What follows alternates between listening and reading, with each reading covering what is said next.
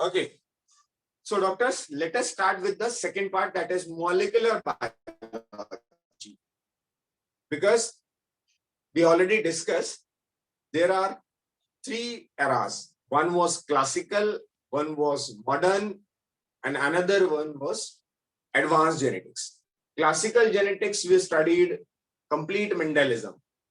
In modern genetics, we studied about chromosomes, chromosomal theory of inheritance, chromosomal theory of sex determination, and chromosomal theory of linkage. And अब तीसरे step पे मैं जाने के पहले इस क्रोमोसोम के स्ट्रक्चर को, जिसे कि फिजिकल बेसिस ऑफ हेरिडिटी कहा गया. If you remember, the chromosomal theory of inheritance says what? The physical basis of heredity is nothing other than chromosome. Am I right? Yes. Yes, sir. Yes, sir. So if geneticians are considering that the physical basis of heredity is chromosome, and they are forming and formulating a chromosomal theory of inheritance, then you must know that before moving to advanced genetics, which we are expecting the application part of genes, so first we should compare what are chromosomes and what are genes. The reason is, कहीं ना कहीं modern geneticians जो इस बात में confuse थे कि chromosome है या जीन है एक्चुअली, इसीलिए हमने एक टेबल भी पढ़ा था, the comparison between chromosome and gene.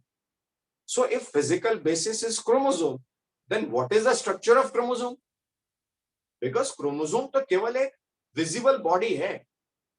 Otherwise if we analyze more and in deep, this chromosome is nothing other than the genes. It is a condensed part of DNA that we are knowing today. एक अलग बात है कि that time it was not known, that we are considering or we can understand today after the development of so many research and knowledge. But chromosome he gene है, या gene compare कर लिया गया कि हाँ क्रोमोसोम और जैसा behaviour chromosome करता है मोर और लेस वैसे बिहेवियर जीन भी कर रहा है. So yes, that we are agree कि जो मेंडल को फिजिकल बेसिस नहीं पता था, वो फिजिकल बेसिस क्रोमोसोम है. Chromosome behave same as genes, but what is the gene composed of? Then कहीं ना कहीं नॉलेज पता लगाया गया कि जो जीन है वो केमिकली पॉलीन्यूक्लियोटाइड है. जीन जो है वो केमिकली पॉलीन्यूक्लियोटाइड है. और अब सभी को याद आ रहा होगा 11th का बायोमोलिक्यूल चैप्टर. 11th के बायोमोलिक्यूल चैप्टर में मैंने पूरा न्यूक्लिक एसिड का स्ट्रक्चर बताया. That again I have to tell you because given in syllabus. So मैं वो पूरा बताऊंगा, जिसमें जो 11th नहीं पढ़े हैं मुझसे वो भी कवर हो. बट वो फिजिकल बेसिस जो कि क्रोमोसोम है, जो जीन की तरह बिहेव करता है, what is chemically it is polynucleotide, and if it is polynucleotide, then what is the monomeric unit, what is the nucleotide? Because two or more nucleotide will form polynucleotide na. So what is that nucleotide, what are those molecules? So अब chapter का नाम दे दिया गया molecular basis of inheritance. पहले दिया गया था factor, जिसे मेंडल ने कहा था फैक्टर या एलिमेंट. वो फैक्टर मॉडर्न जेनेटिशियंस ने बताया कि this is nothing other than chromosome. So बताया गया फिजिकल बेसिस ऑफ हेरिडिटी. पहले बताया गया कुछ पता ही नहीं था, सो फैक्टर. फिर बताया गया फिजिकल बेसिस ऑफ हेरिडिटी, वो समझ में आ गया कि physical basis chromosome. But what it's molecule, तो मॉलिक्यूलर बेसिस ऑफ इनहेरिटेंस. अब वो मॉलिक्यूलर बेसिस ऑफ इनहेरिटेंस या मॉलिक्यूलर बेसिस ऑफ हेरिडिटी के लिए अपने को पूरे चैप्टर में क्या पढ़ना है, ये निकलकर सामने आया कि यदि मैं आपको मॉलिक्यूलर बेसिस की बात करूं, which is the title of the chapter, molecular basis of heredity. ये आज का मैंने क्यों मैसेज डाला कि चैप्टर पढ़ना बहुत जरूरी और अटेंडेंस पूरी रखिएगा, क्योंकि पहला दिन यदि समझ में नहीं आया तो यकीन मानिए पूरा चैप्टर रैंडम लगने लगता है कि क्या चल रहा है भगवान ही मानिए. बट आज आपको समझ में आएगा कि चैप्टर्स में पढ़ कैसे रहे और किस डायरेक्शन. तो मॉलिक्यूलर बेसिस ये मुझे समझ में आया कि वो मॉलिक्यूल कोई और नहीं, दैट इज पॉलीन्यूक्लियोटाइड. और ये असेंबल होकर जो बनाता है that is nothing other then what? DNA. Do you agree with this? Yes, sir. Yes, sir. यदि अब आप उस डीएनए की बात कर रहे हैं जो कि मॉलिक्यूलर बेसिस है, तो पूरा चैप्टर किसके आसपास घूमेगा? डीएनए के आसपास। पूरा चैप्टर घूमेगा किसके आसपास? डीएनए। यानी आप मॉलिक्यूलर बेसिस, वो मॉलिक्यूल ही पता लग गया, डीएनए। तो चैप्टर की प्रोग्रेस कैसी होगी? सबसे पहले मैं आपको बताऊंगा स्ट्रक्चर ऑफ डीएनए। सबसे पहले मैं आपको बताऊंगा स्ट्रक्चर ऑफ डीएनए, क्योंकि डीएनए ही वो मॉलिक्यूल है, तो उस मॉलिक्यूल को समझना पड़ेगा, और जो शायद आपके इसमें 11th के बायोमॉलिक्यूल पोर्शन को कवर करे। परफेक्ट। दूसरा, यदि अपन बात करते हैं एज पर एनसीईआरटी, तो सेकेंड पार्ट में आपको बताऊंगा डीएनए के स्ट्रक्चर के बाद कि डीएनए ही जेनेटिक मटेरियल, डीएनए ही जेनेटिक मटेरियल है। ऐसा क्यों? DNA is the genetic material. ये कैसे बताया गया? Genetic material. और ये आपको गया है कुछ एक्सपेरिमेंट के साथ, डीएनए ही जेनेटिक मटेरियल है। ठीक है भाई, इसमें अपन पढ़ेंगे एक्सपेरिमेंट्स।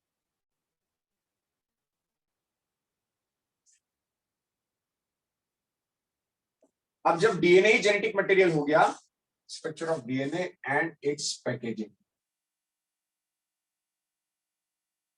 इतना लंबा थ्रेड, डीएनए कितना लंबा थ्रेड है?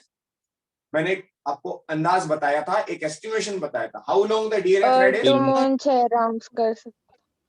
यस, आज टू मून 6 राउंड्स लगाए जा सकते हैं। इतना लंबा धागा, यदि वो डीएनए ही है, यदि वो मॉलिक्यूल डीएनए ही है, तो वो डीएनए इतना लंबा है, तो वो पैक कैसे किया जाता? उसके लिए एक मॉडल आपको मुझे पढ़ाना पड़ेगा पैकेजिंग में, दैट इज न्यूक्लियोसोम। चैप्टर की प्रोग्रेस कैसी होगी वो समझा रहा हूं। फिर वो डीएनए ही जेनेटिक मटेरियल, इसके लिए कुछ एक्सपेरिमेंट्स मुझे देखने पड़ेंगे। एक्सपेरिमेंट्स में आपको बताऊंगा कि वो डीएनए ही जेनेटिक मटेरियल उसमें, जिसके 3 एक्सपेरिमेंट्स में आपको बताऊं, Hershey Chase, MacLeod McCarty and Griffith. Perfect. अब ऐसी क्या प्रॉपर्टी है, what makes DNA a better genetic material? सारा डीएनए के इर्द गिर्द घूमेगा चैप्टर, क्योंकि आप पढ़ ही रहे हैं मॉलिक्यूलर बेसिस, और वो पता लग गया कि डीएनए। तो what makes DNA a better genetic material? मतलब बेटर किस as compare to RNA? DNA versus RNA, DNA versus RNA, ये पार्ट अपने को देखना है कि वो डीएनए ही बेटर जेनेटिक मटेरियल है, ऐसा क्यों? और यदि ऐसा हो जाए तो अब आगे की ओर चलते हैं, जिसमें मुझे आपको बताना है हाउ, आपसे पूछूंगा मैं, how DNA forms protein. Anyone can tell me? Central dogma. Central dogma. Perfect. DNA, DNA to RNA and RNA to protein. This is the one-way flow of genetic information called as central dogma.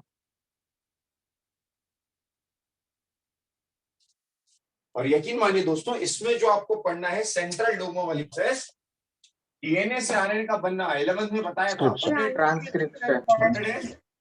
Perfect, that is transcription. RNA से protein Translation. So one will be transcription and one will be translation. तो यदि आप points मुझसे पूछें तो 5th point में मैं आपको बता दूंगा क्या, ट्रांसक्रिप्शन। बहुत डिटेल में पढ़ने वाले हैं, बहुत डिटेल में। पॉइंट नंबर 6 आप मुझसे पूछेंगे तो क्या पढ़ेंगे हम लोग? ट्रांसलेशन। ट्रांसलेशन। और जब प्रोटीन बन जाए, ट्रांसलेशन हो जाए, प्रोटीन बन जाए, तो मुझे आपको पढ़ाना पड़ेगा कि क्या ये प्रोटीन हमेशा ही बनता रहेगा? क्या मेरी बॉडी में प्रोटीन अभी भी बन रहा है? यस। क्या वुंड होने पर, जहां पर वुंड होगा वहां पर वो हीलिंग के लिए प्रोटीन और सेल बनेगी? यस। तो प्रोटीन कब बनेगा कि बनता ही रहेगा? क्योंकि प्रोटीन बनता ही रहेगा तो वो ट्यूमर को लीड कर देगा, और ट्यूमर हो सकता है कि कैंसर को लीड करे, है ना? तो उसको रोकने के लिए कोई रेगुलेटरी मैकेनिज्म चाहिए। तो मैं आपको बताऊंगा regulation of central dogma, regulation of gene expression. इस तरह से 7 पॉइंट्स हम लोग चैप्टर में पढ़ने वाले हैं। ओवरऑल जो मैं आपको बताने वाला हूं उसमें कहीं ना कहीं इस पूरे पॉइंट में सिर्फ और सिर्फ मॉलिक्यूलर बेसिस की बात होने वाली है। यानी मैं डीएनए, डीएनए से बनने वाला आरएनए, आरएनए से बनने वाला प्रोटीन, बस यही 3 चीजें बतानी। यानी ओवरऑल कोई मुझसे पूछे तो इस सीक्वेंस के थ्रू इस चैप्टर का कंप्लीशन होगा, डीएनए, डीएनए टू आरएनए और आरएनए टू प्रोटीन, बस। अब डीएनए पढ़ना है तो पहले डीएनए पढ़ेंगे। डीएनए क्या है? डीएनए से डीएनए कैसे बनता है? रेप्लिकेशन। डीएनए से आरएनए कैसे बनता है? Transcription. Replication, transcription and translation, बस चैप्टर खत्म। सिंस मॉलिक्यूलर बेसिस के फिजिकल बेसिस क्रोमोसोम, उसके पहले बेसिस ही नहीं था, तो फिजिकल बेसिस हो गया replication. Am I audible? Yes, sir. Yes, sir. Okay, यानी मैंने आपसे ये कह दिया कि पूरे मॉलिक्यूलर बेसिस मुझे बस डीएनए बताना है, डीएनए से डीएनए का बनना बताना है, डीएनए से आरएनए का बनना, फिर आरएनए के टाइप, आरएनए का स्ट्रक्चर और फिर प्रोटीन। इस तरीके से चैप्टर को प्रोसेस करना है। तो let us start with DNA first. Chapter की थीम क्लियर हो गई आप लोगों को? Gauri, Diya, Trisha, Harshal, Janvi? Yes sir. Perfect. तो इसको नोट करने का जरूरत तो नहीं है, ये तो मैंने सिर्फ एक्सप्लेन करने के लिए आपको बताया कि मुझे ओवरऑल चैप्टर में पढ़ाना क्या। तो सबसे पहले मैं जो क्लियर करूंगा आपको डीएनए का स्ट्रक्चर, केमिकल, फिर डीएनए की उसकी पैकेजिंग बताऊंगा, फिर मैं एक्सपेरिमेंट्स की तरफ आऊंगा। तो let us start with the structure of DNA first.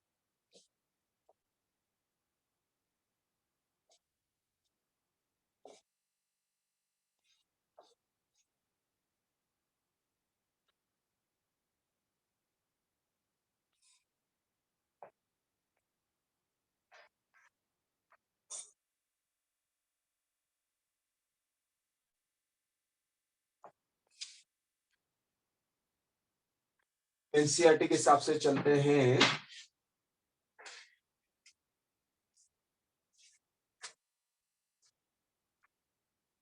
The DNA first topic ही आपका है द डीएनए।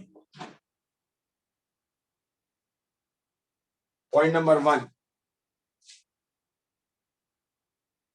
केमिकली लिखते चलेंगे मेरे साथ। केमिकली व्हाट इज, केमिकली क्या है DNA? Polynucleotide.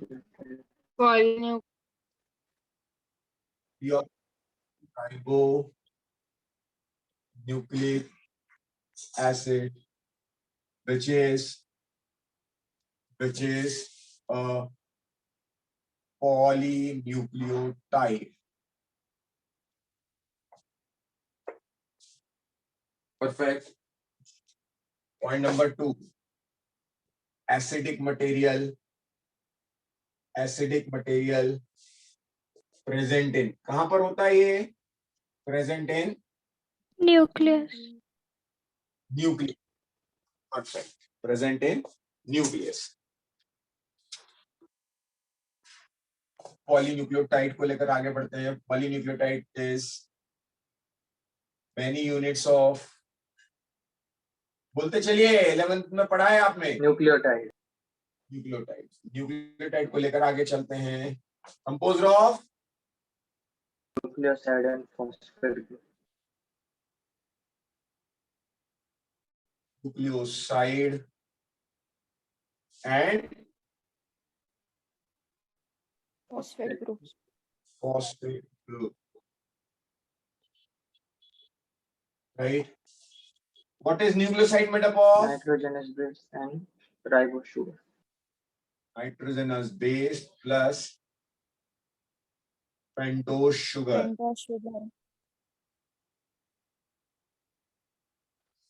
What is nitrogenous base? Purines and pyrimidine.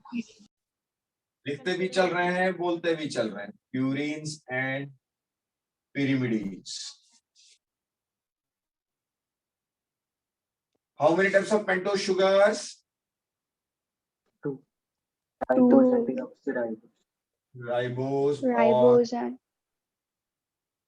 deoxyribose. How many purines?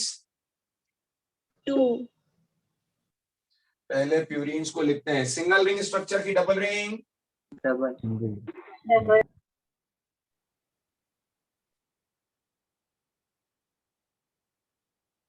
Double ring structure. Pyrimidine. Single. single ring. और double ring structure है उसमें नाइट्रोजन कितने हैं?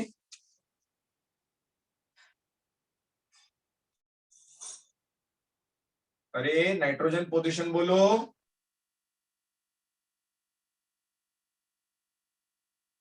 1, 3, 6 और 7. ये लिखवाया था कि नहीं लिखवाया था? हाँ सर. 1, 3, 7, 9. नाइट्रोजन पोजीशंस कहां कहां पर नाइट्रोजन है? 1, 3, 7, 9. परफेक्ट. और इसमें nitrogen position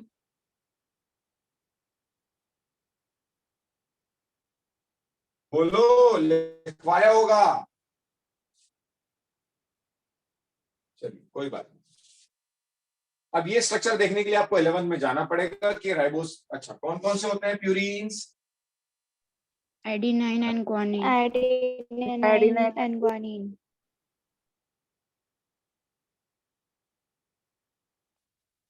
Pyrimidine, Cytosine, cytosine, thymine, uracil. and uracil.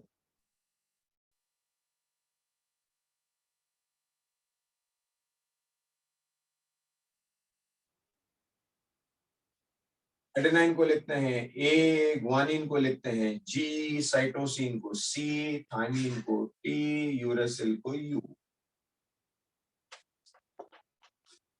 Ribose. Ribose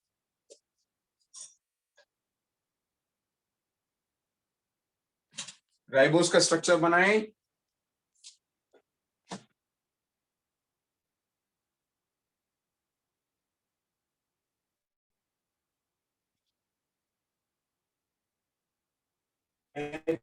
HOH HOH HOH HCH2OH. Deoxyribose क्या चेंज आएगा? Second position. Anyone? Second H होगा. पोजीशन पर OH नहीं होगा. HH HOH HCH2OH. Second position पर H और सेकेंड पोजीशन पर OH. Agree? Yes, sir. Yes sir. इसका second position OH group is present. इसमें डीऑक्सी, वो ऑक्सीजन निकल जाता है इसलिए deoxy. Rest everything is same. And phosphate group जो होता है that is in the form of phosphoric acid that makes DNA an acidic material, an anion and acidic. Agree? Yes. Please note, क्योंकि इसके complications तो अभी मैंने आपको बताने हैं. और sharing the image.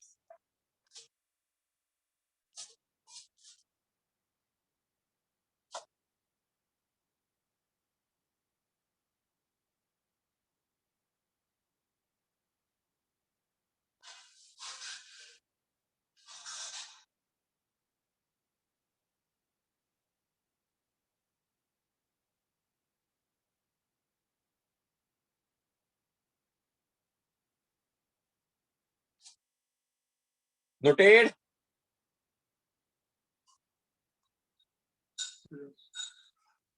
Yes.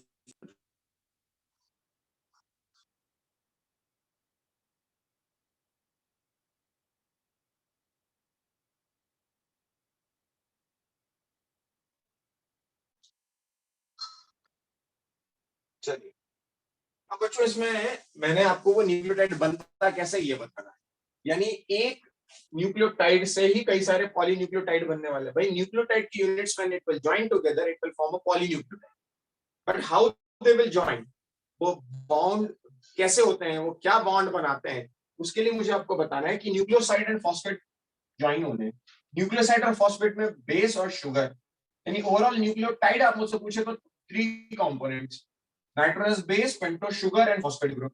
How these three will combine? Now we'll go through the primary structure of DNA. DNA will have 2 structures, primary and secondary. We'll go through this. ये सारे पोजीशंस अभी मैं आपको बताता हूं क्योंकि इसके लिए कहीं ना कहीं you have to go back in class 11 so that ये पार्ट आपको समझ में आएगा। ये डबल रिंग स्ट्रक्चर है, उसमें नाइट्रोजन की पोजीशन, फर्स्ट पोजीशन पर नाइट्रोजन है, थर्ड पर नाइट्रोजन है, सेवंथ पर नाइट्रोजन है और 9th पर नाइट्रोजन। इसमें केवल 2 ही पोजीशन पर नाइट्रोजन। तो ये आपको थोड़ा सा need to go back in class 11 and need to understand. मैं अब आपको प्राइमरी स्ट्रक्चर बताता हूं, सो बहुत सारी चीजें क्लियर होंगी आपकी। Aditi, Omkar, those who were not here in class 11, Sneha, Snehal, sorry, Shraddha, Snehal, Yes, sir. Ronak, Tanvi, Sir. Vaibhav Katkade, agree?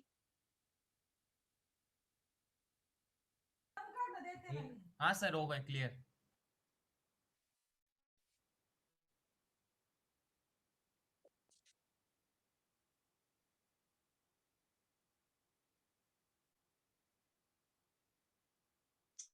अब बहुत सारे क्वेश्चंस भी आने वाले हैं जो मैं एक्सपेक्ट करता हूं कि 11th में बच्चों को बड़े इनिशियल स्टेज में मैंने पढ़ाया था वो याद आए, आ जाए तो बहुत अच्छी बात है, ना आ पाए तो मुश्किल।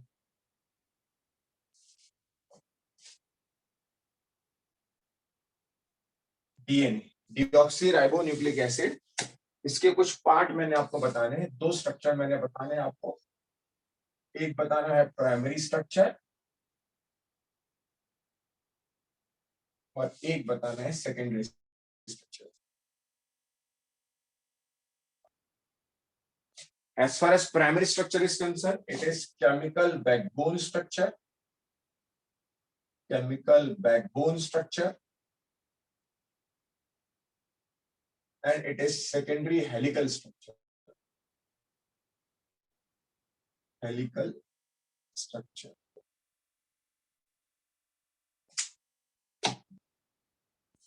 If I'm talking about the chemical backbone structure, I should draw like this.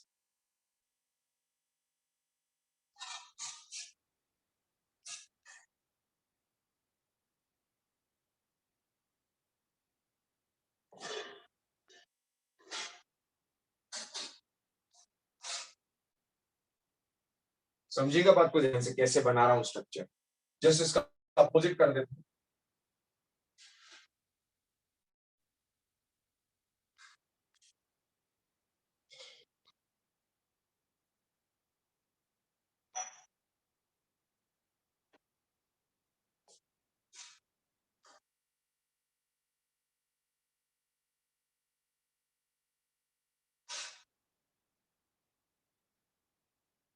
Like this. ये मैंने बना दी बच्चों पेंटोज शुगर। इस पेंटोज शुगर में मैंने क्या जोड़ना था, नाइट्रोजनस बेस, ये जोड़ दिया, ATGC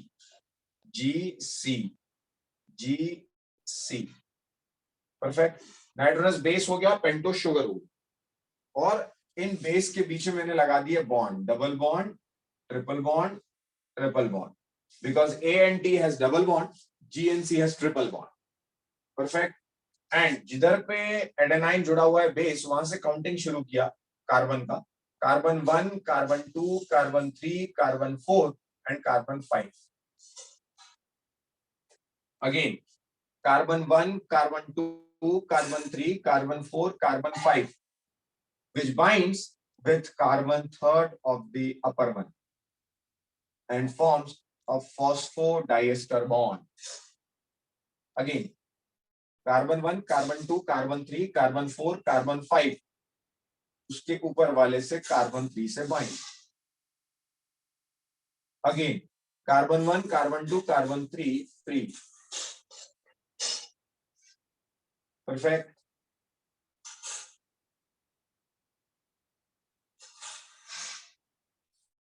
same, carbon 1, carbon 2, carbon 3 free, carbon 4, carbon 5, carbon 1, carbon 2, carbon 3, carbon 3 phosphodiester bond, carbon 4, carbon 5, carbon 1, carbon 2, carbon 3 phosphodiester bond, carbon 4, carbon 5। आया कुछ समझ में क्या किया मैंने doctors? Yes, sir. Yes, sir. Sir वो Simple था? नंबर 3 को फ्री क्यों रखा? कौन पूछा? यश का। यश, कौन सा? ये वाला कि ये वाला? हाँ हाँ, नंबर 3 को नीचे वाला। नीचे वाले को तो क्या करूं, किससे जोड़ूं? उसको फ्री क्यों रखा सर पर, मतलब ऐसा? अरे तो किससे जोड़ूं ये बताओ ना। ओके ओके, समझ आ गया सर। गजब कर रहा है, एक तरफ कहीं ना कहीं खुला रहेगा ना भैया। ओके, अब ये स्ट्रक्चर मैंने बच्चों क्या किया है, 3 टाइप के बॉन्ड्स बनाए, 3 टाइप्स ऑफ बॉन्ड्स आते हैं। वैभव, वैभव क्या नहीं समझा?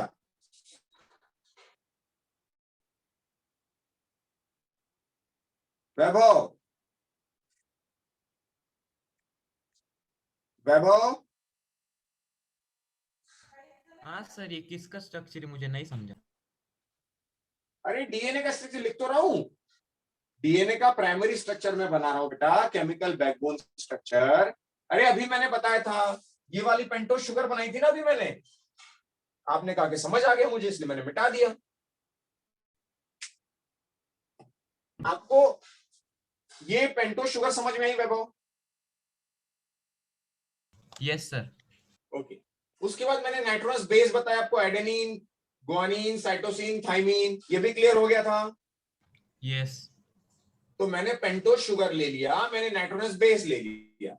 अपने टेबल में देखो क्या लिखा है, पेंटोज शुगर प्लस बेस क्या कहते हैं वैभव? पेंटोज शुगर प्लस बेस को मिलाकर क्या कहते हैं, टेबल में देखो अब भी लिखवाया।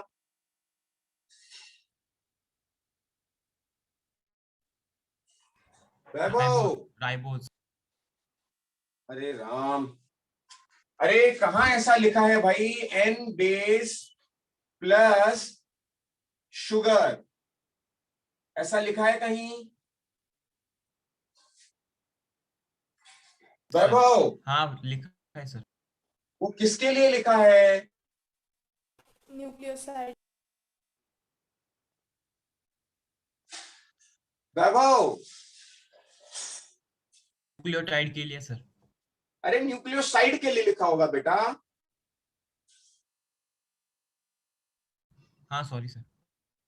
साइड और tide, Natasha madam are you there? Yes sir. This is nucleoside which consist of base and pentose sugar, इन दोनों को मिलाए तो साइड बनता है वैभव, अग्री?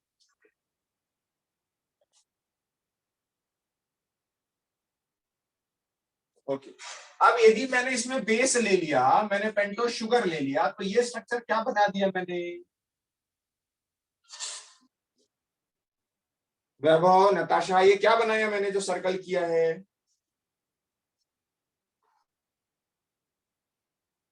अरे यार, बोलो तो सही, मुझे कैसे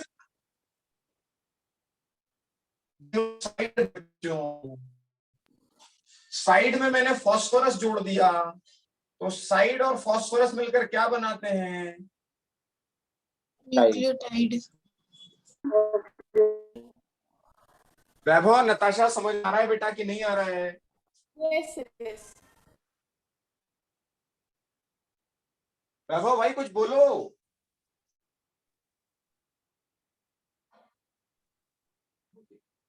तो ये मैंने साइड और टाइड मिलकर न्यूक्लियोटाइड बना, अब क्लियर हुआ वैभव क्या बना रहे हैं अपन?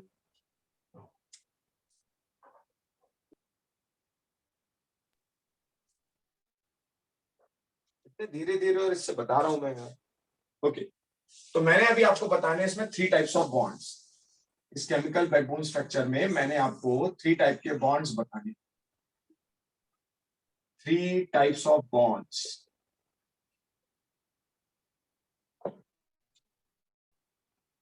थ्री टाइप्स ऑफ बॉन्ड में कौन कौन से? Hydrogen. Hydrogen bond, Phosphodiester bond. Sneha second one, Phosphodiester. Phosphodiester. Phosphodiester bond, third Glycosidic bond. Glycosidic. Glycosidic. Not glycosidic, N glycosidic. Yes, sir. Glycosidic तो कार्बोहाइड्रेट में होता है. Okay, so hydrogen bond between Two nitrogen bases. two nitrogen bases. ये देखिए ATGC, इनके बीच में बने हैं हाइड्रोजन बॉन्ड, जो यदि A है तो डबल और C है तो Triple. Triple. Natasha, understood? Yes.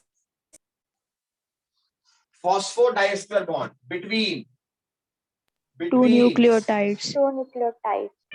Two nucleosides.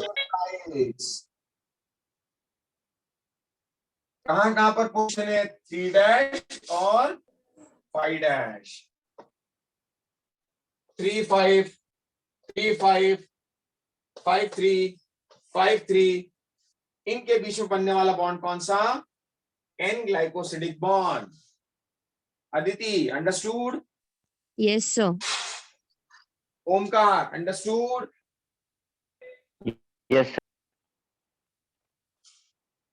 Okay. N glycosidic bond between Base and sugar. Base and sugar. और वो भी बताया था कि यदि प्यूरिन है तो इस प्यूरिन का कौन से नंबर का कार्बन, इसका कौन से नंबर का नाइट्रोजन शुगर के कौन से नंबर के कार्बन से जुड़ेगा? If it is C1N9. C1 and N9 if what? Purine. Purine. इसका कार्बन 1, इसका नाइट्रोजन 9, क्योंकि 4 पोजीशन थी ना 1 3 7 9, इसमें वहां तक है ही नहीं. तो पिरिमिडीन यदि आप मुझसे पूछें तो पिरिमिडीन यदि है तो C1 एंड N1.